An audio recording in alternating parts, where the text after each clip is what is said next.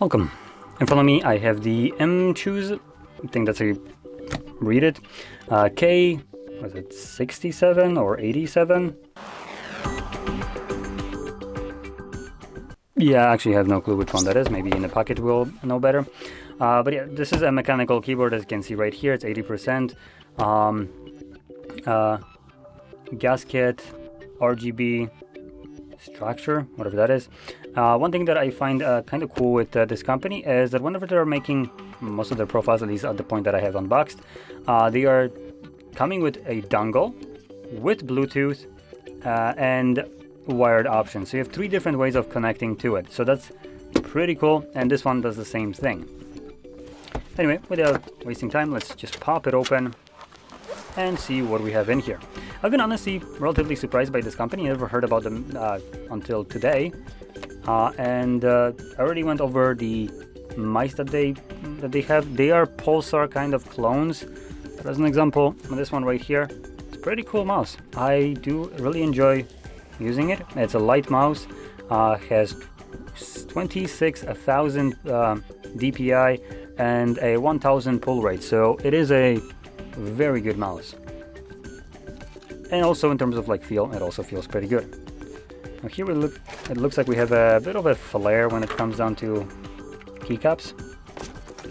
So let's just pull that out somehow. Jam on. There we go.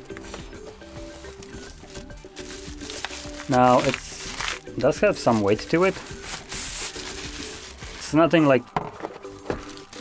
nothing substantial if you consider some custom keyboards that have like aluminum body and stuff like that, but it still has some heft to it. Now in here we also have, come on,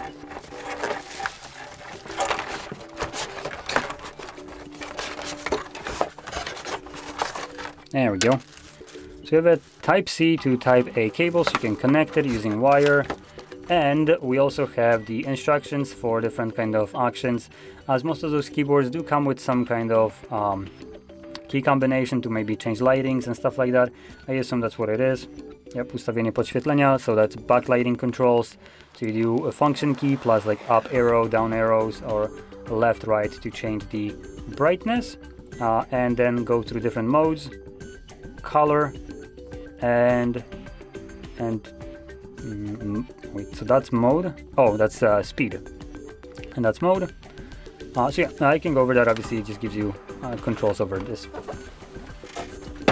Throwing that to the ground, let's take a look at the keyboard itself. The dongle is right here. Magnetically attaches. That's pretty interesting. We also have the USB-C plus the Bluetooth and 2.4 mode. Let's turn on 2.4. I'm gonna need to unplug that. Let's grab this and plug that in. Okay, so now let's see how it sounds. Oh, that is lubed, a little bit over lubed. But it's very cool that the keyboard comes lubed out of the box. And the sound profile right here, very nice. I can't complain.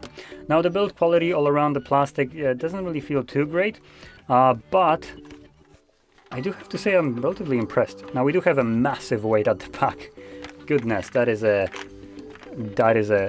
weight and a half here. Oh, and we also have lighting in this recession right here, so it diffuses the light right here all around. Has it going under here as well for some reason. So what was it? Function, or is the function there? There we go, lights off for better battery life. So yeah, this is a pretty good sounding keyboard. These switches are, I think, linear. Yep, linear. Something that might be a little bit kind of like brown feeling. So it does have just a tad bit of like scratchiness to it, but in all, all kind of purposes, it is primarily a linear switch. Don't know about the actuation force needed right here. But yeah, as a keyboard, I honestly am relatively impressed by this. I don't know how much it actually costs, but judging by their mouse, these weren't that egregiously overpriced, to be honest. So let's quickly check. So this is the I can't remember the names of these. Let's quickly look at the box. So we have the MCHOSE,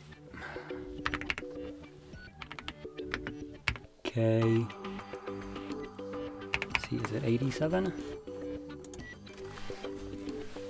Yep, that's the 87. And this keyboard comes a little over $100. Honestly, for $100, where, like, at least where I'm from, it's what it equates to, this is a pretty solid keyboard. The fact that it comes with Bluetooth, a 2.4 dongle, wired, has backlighting with a bunch of different modes, RGB, linear lubed switches, relatively okay design. This color scheme is interesting, but not necessarily my flair, but they also have a bluish kind of one. So you would have more of a white keycaps, blue text, like very deep blue, with the enter, escape, space, and like arrows on a more, darker blue, and then the other ones kind of like similar to here will be the lighter blue, and the text is white. So that's a different option that you can go for. And it looks like they also have actually a couple different versions of this. You have like a green, brownish color and white. So yeah, you can choose from a couple different styles. Probably you find one that you will like. And yeah, pretty nice keyboard. Can't really complain about this. It feels nice sounds nice to type. I also unboxed, as an example, this, the Red Dragon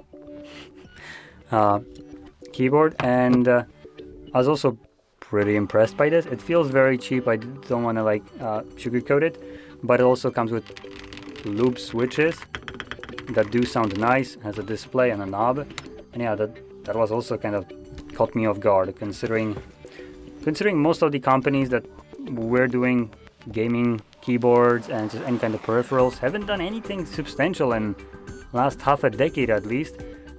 Companies like this can now pop off and produce decent like peripherals for a very competitive price. Same kind of keyboard from someone like, for instance, Logitech will probably run you like $700, or let's see, like $200 roughly, I would say, probably. So yeah, this is basically half the price, and yeah, pretty impressed with it. So anyway, with that being said, hopefully you found this video helpful, and if you did, don't forget to hit like, subscribe, and thanks for watching.